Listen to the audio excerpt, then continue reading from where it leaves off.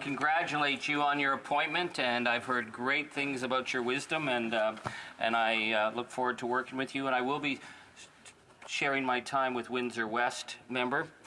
This is my first speech since being re-elected. I want to thank the people of Timmins James Bay, and it's highly, to me, moving that I'm speaking about an issue on the first speech that I give on something that is impacting our communities. I'm thinking of the incredible community of Elk Lake, the mill workers there, the Ecom mill in Timmins. Ecom has been taken over by Interfor. People who've had an open door policy welcome me to the mill. I've visited with the workers. I've seen the production lines. One of the things we learned from the long crisis with the softwood lumber is that we lost so many mills in the north. And of course, the collapse of the paper industry, the loss in Smooth Rock Falls, the loss in Kirkland Lake, the huge loss of the Abitibi mill. But the mills that survived became very efficient. And just this spring, I was talking to representatives from Ecom, and they were saying, finally, we have a good year. Finally, we're starting to reinvest. And then we get hit with this. This is an issue that we have to address. I'd like to say at the beginning, I'm just going to, not attack my good friends over on the Conservative side, but their sense of history is, I find, a little strange. Because, yeah, Stephen Harper signed a softwood lumber agreement. He came in and threw out every WTO win that we had. We had won at the WTO time and time and time again. And then the agreement was we would take $1 billion of the subsidies that we had to pay, that our industry had to pay, that should have come back.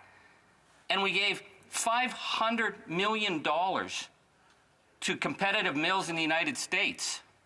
You don't think they thought that was a great idea? You don't think as soon as the softwood lumber agreement ended, they thought, hey, let's hit up Canadian companies for more money? The fact that our industries had to subsidize American competition shows how wrong this is.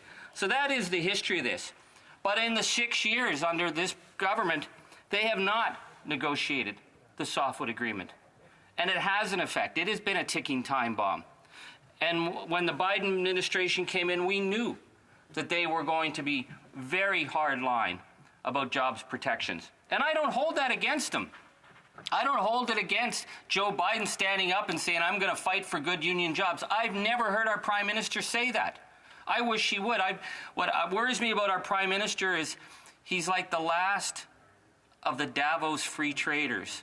He believes that him and the Deputy Prime Minister can go to Davos and talk about this great international order where all the trading partners all make agreements, but that's not what's happening.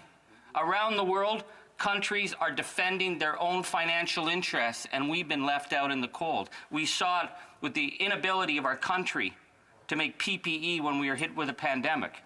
Our inability to make sure people were safe with no investments in vaccines. Well, Brian Mulroney sold off our vaccine capacity, but the Prime Minister was going to trust in the international market. The Americans were investing in massive amounts of research in medical during the pandemic so that they would never be in that situation again. We are hoping for the best, and that's what we've been hoping for with softwood. We were hoping for the best. Everything would work out.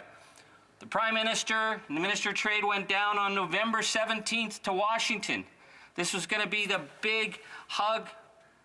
The Prime Minister was going to do the schmooze charm. 7 days later, they hammered us. I mean, what did he say that pissed them off so badly that within 7 days, they doubled the tariffs on us? I'm not sure that our trade minister had even mentioned softwood. We never heard any talk about it.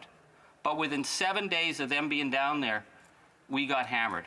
So my question is, we know how the Americans are going to operate. We know how they stand. We know how they will bend to their lobbyists and their vested interests in Washington. That's no news to us. The question is what are we going to do to stand up for our industry, for our workers, for the union jobs that we need to defend in forestry, in the auto sector, in the transformation that we need to make, the massive transformation in the energy markets. We haven't heard that from this Prime Minister. So now they're telling us, oh, it's complex, but don't trust us, trust us.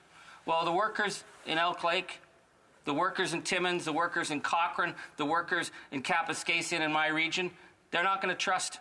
They want to see action. Thank you, Mr. Speaker.